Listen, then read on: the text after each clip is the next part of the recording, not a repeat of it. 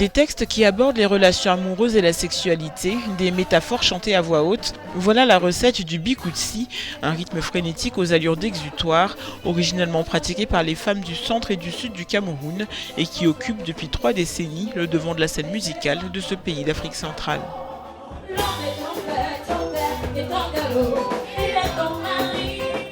Ce côté un peu gnangnan, froufrou, voilà, c'est ça.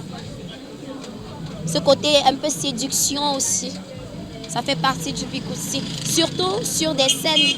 Et c'est propre au Cameroun, c'est propre aux Camerounais, c'est propre au spectacle bikutsi Cameroun.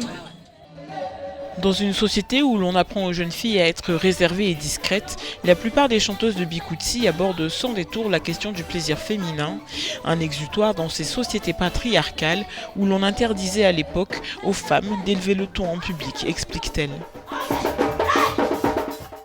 C'est un peu le populaire. Au Cameroun, la population aime ça, la population aime un peu ce côté pervers. C'est ça qui attire l'attention. Voilà. Donc c'est juste pour attirer l'attention et pour amuser la galerie. Mais sinon, derrière tout ça, il y a toujours un message à véhiculer. Toujours.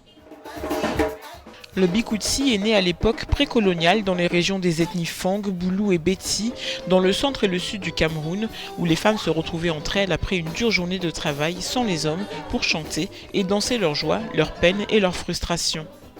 Dans ce sas de liberté, certaines exprimaient par exemple la douleur de vivre aux côtés d'un mari violent, ou d'autres encore livraient aux plus jeunes les secrets d'un mariage réussi.